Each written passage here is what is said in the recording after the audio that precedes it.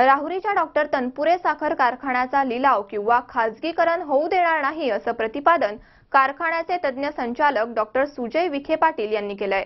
कारखान्यावरील जप्तीची कारवाई 1 महिन्यासाठी पुढे ढकलण्यात आली आहे। राहुरीच्या डॉक्टर तनपुरे साखर कारखान्याचा लिलाव किंवा खाजगीकरण होऊ देणार नाही, दुसरे कोणीही कारखाना चालवू शकणार नाही, हे सर्वांना ज्ञात आहे, असे प्रतिपादन डॉक्टर तनपुरे साखर कारखान्याचे तज्ञ संचालक डॉक्टर सुजय विखे पाटील यांनी केलंय।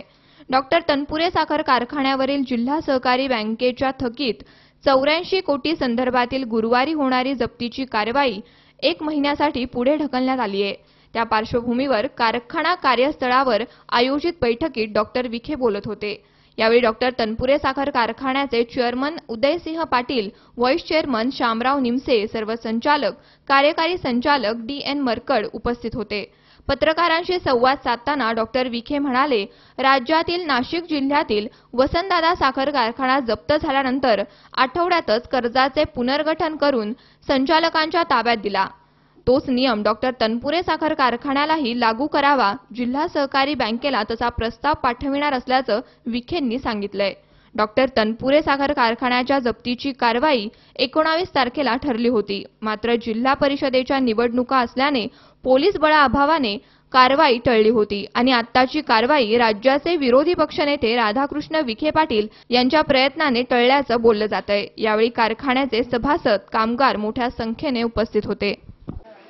नाही, आता अशा जिल्हा बँकेच्या जप्ती प्रकरणावर ज्या गोष्टी झालेल्या आहेत त्या विषयावर मी चर्चा करणं करू इच्छित नाही। माझं म्हणणं एकच आहे की गेले अनेक महिन्यांपासून जिल्हा बँकेला जाऊन जे जिल्हा बँक आम्हाला उत्तर देत होते की कर्जाचं पुनर्गठन करायला परवानगी नाहीये, हे न्यायप्रविष्ट बाब नाही, म्हणजे आमच्यावर गुन्हे दाखल होतील, तर गेले 6 महिने आम्ही प्रयत्न केले, आम्ही पुरावे शोधलेले आहेत, ज्याच्यामध्ये महाराष्ट्र राज्य सहकारी बँकेने वसंतदादा सहकारी साखर कारखान्याला कर्जाचं पुनर्गठन करून दिलेलं आहे। ते कागदपत्र आम्ही उद्या आमच्या सर्व सन्माननीय संचालकांना घेऊन जिल्हा बँकेमध्ये देणार आहोत। आणि आमची एकच इच्छा आहे की जर महाराष्ट्र राज्य एक आहे आणि राज्यामध्ये एका जिल्ह्यामध्ये जर एक सहकारी बँक आणि सहकारी कारखान्यामध्ये हा करार होऊ शकतो, तर मग नगर जिल्ह्यामध्ये दुसरी एक बँक आणि एक कारखान्यामध्ये हा का न होऊ, याचं उत्तर तरी किमान जिल्हा बँके प्रशासनाने आम्हाला द्यावं, एवढीच आमची माफक इच्छा आहे। आणि तो विषय कमीत कमी मीटिंगमध्ये घेऊन आम्ही जिल्हा बँकेच्या सर्व संचालकांना विनंती केली की तुम्ही त्या मुद्द्यावर किमान मतदान घ्यावं। 21 संचालकांपैकी जर 11 संचालकांनी त्या गोष्टीला मान्यता दिली तर मग अडचण काय? मग सहकारामध्ये बहुमताला काही किंमत नाही। मग हे जे 21 संचालकांपैकी फक्त 2-3 संचालक जिल्हा बँक चालवतात असंही नाही, तर त्या गोष्टीला बहुमताने मंजूर करावं, किमान तो विषय मीटिंगमध्ये आला पाहिजे आणि विषय तो मीटिंगमध्ये घेऊन मतदान होऊ द्या। मतदान झाल्यानंतर किंवा किती संचालक त्या बाजूने प्रतिकूल आहेत किंवा किती लोक त्याला विरोध करतात हे तरी जनतेपुढे आलं पाहिजे। आणि म्हणून त्या दृष्टिकोनातून आम्ही चेअरमन साहेबांना विनंती केली की हा विषय मीटिंगमध्ये घ्यावा। ते गेले 7 महिन्यापासून तो विषय एकदा सुद्धा मीटिंगमध्ये घेतला गेला नाही। आणि मग कर्जाचं पुनर्गठनाचे जे काही नवे कागदपत्र आम्हाला सापडलेले आहेत, हे आम्ही उद्या जिल्हा बँकेला चेअरमन साहेबांची वेळ घेऊन त्या ठिकाणी MD साहेबांना भेटून ते नवे कागदपत्र देखील सादर करणार आहोत। आणि जर एका ठिकाणी हे होत असेल तर दुसऱ्या ठिकाणी पण जर होत नसणार आहे, तर यामध्ये मग मला असं वाटतं की याच्यापेक्षा दुसरी मोठी शोकांतिका राहणार नाही। आणि या बाबतीत स्पष्ट भूमिका जर हे नामंजूर झालं तर मग एप्रिल महिन्यामध्ये जसं मी मगाशी म्हटलो की सभासदांची मीटिंग बोलून त्या ठिकाणी सभासदांपुढे जी काही वास्तविकता आहे ती आम्ही मांडणार आहोत। वसंतदादा शुगर फॅक्टरी जो पॅटर्न तुम्ही त्यांनी राबवलं समजा महाराष्ट्र सहकारी बँकेने, तोच जिल्हा बँकेने राबवला, म्हणजे आपला कारखाना जप्त झाल्यानंतरच पुनर्गठन होईल असं तुम्हाला वाटतं का? कायदेशीर सिक्युरिटायझेशन ऍक्ट खाली कारखान्याची जप्त होणं बंधनकारक आहे। आमचं म्हणणं काय आहे की ती जप्ती व्हावी, त्यात आम्हाला काही विरोध नाही, पण ती जप्ती होऊन ज्या पद्धतीने सहकारी महाराष्ट्र राज्य सहकारी बँकेने परत त्या विद्यमान संचालक मंडळाला कर्जाचं पुनर्गठन करून दिलं, त्याच पद्धतीने तो आम्हाला लगेच त्वरित देण्यात यावा। जप्ती करून जिल्हा बँकेचा पुढचा काय प्लॅन आहे तो तरी किमान त्यांनी स्पष्ट करावा। आणि आमची भूमिका आमचे सगळे संचालक मंडळ, मग आज आम्ही सगळे आहोत, सर्वपक्षीय आहोत, आम्ही या कारखान्याचा लिलाव किंवा खाजगीकरण होऊन देणार नाही, या गोष्टीवर आम्ही ठाम आहोत। आणि दुसरं कोणीही व्यक्ती या ठिकाणी कारखाना चालू करू शकत नाही ही वास्तविकता जनतेला चांगल्या पद्धतीने माहिती आहे आणि म्हणून ह्या सगळ्या गोष्टींचा कुठेतरी अंत व्हावा आणि म्हणून जे प्रक्रिया नाशिक जिल्ह्याला राबवली गेली आहे ती प्रक्रिया नगर जिल्ह्याला राबवली जावी एवढीच आमची माफक इच्छा आहे. जप्ती मागे कोणी राजकीय हेतू येतो मला असं वाटतं. नाही, राजकीय हेतू नाहीये. राजकीय हेतू म्हणण्यापेक्षा मूळ ही कायदेशीर कारवाई आहे. कर्ज थकलंय, बँकेला अधिकार आहे जप्तीचा, आम्ही त्या गोष्टी नाकारत नाही. न्यायालयामध्ये निकाल आपल्या विरोधात गेलेले आहेत. तर जप्ती मागे राजकीय द्वेष आहे, राजकीय हेतू आहे याच्या बाबतीत मी काय बोलणार नाही, किंबहुना नसेलही. नाही तुम्ही बोलले 10 संचालकांनी सह्या केली, एक नाही केली, विरोधात आहे. काही राजकीय आहे का? हा, मग ते- नाही 10 संचालकांनी सह्या केल्या म्हणजे 10 संचालकांशीच मी आतापर्यंत भेटू शकलो. हं. काही संचालकांचे फोनवर संवाद झाले, ते म्हणतात आम्ही भेटू.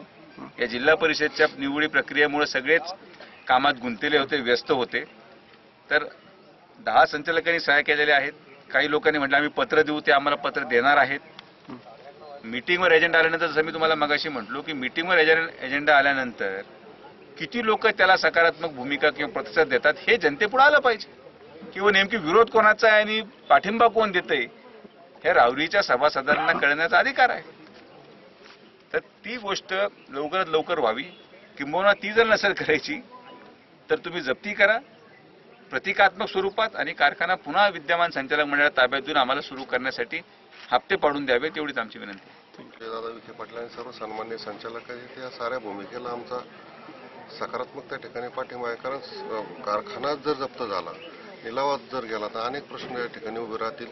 प्रचंड ऊसाचं मोठं क्षेत्र आपल्या कार्यक्षेत्रामध्ये आहे. 14-15 लाख टन ऊस तयार होतो आणि ज्यावेळेस अतिरिक्त ऊसाचा प्रश्न निर्माण झाला त्यावेळेस प्रचंड यातना शेतकऱ्यांनी त्या ठिकाणी भोगले आहेत. पण हा कारखाना चालू राहायला पाहिजे ही भूमिका त्या ठिकाणी आहे. आणि सहकारी बँक, जिल्हा सहकारी बँक जी आहे का संपूर्ण जिल्ह्यातल्या सहकारी कारखान्यांच्या वरती ह्या बँकेचं फार मोठं समजा बँकेची भरभराट त्या ठिकाणी झाली कारखान्यांच्या माध्यमातून. आणि मग आता ही युनिट हा कारखाना अडचणीत आला. या कारखान्याने प्रचंड व्याजाच्या रूपाने जिल्हा सहकारी बँकेला पैसे दिले का. मग आता राजकारण असेल किंवा नसेल याच्याशी मला खोलवर जायचं नाही.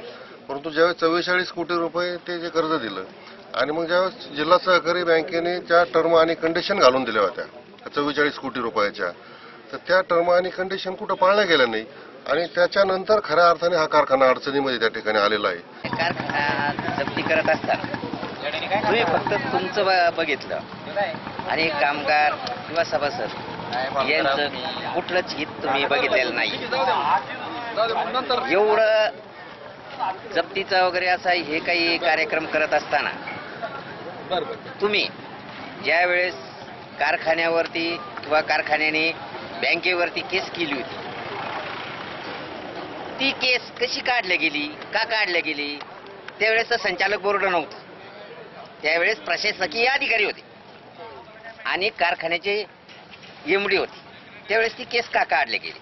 बरं ठीक आहे, तुम्ही तुमच्या भल्याकरता ती केस काढली असेल, पण त्यावेळेस आमचा विचार केला का तुम्ही? नाही केला. 44 कोटी कर्ज ज्यावेळेस कारखान्याला दिलं त्यावेळेस तुम्ही त्याच्यामध्ये भरपूर अटी होत्या. तुम्ही कोणाला काय काय दिलं पाहिजे, कोणाचं किती देणं दिलं पाहिजे, कारखान्याकरता किती खर्च केला पाहिजे, हे सर्व तुम्हाला अटी दिल्या होत्या. त्याच्यापैकी किती अटी तुम्ही त्याच्यामध्ये सक्सेस केल्या, किती कामगाराचे पगार दिले? त्यावेळेस कामगाराची अट होती, त्याच्यामध्ये काही एवढे पगार कामगाराचे देण्यात यावं. मनोज साळवेसह सतीश फुलसौंदर, C24 तास, राहुरी.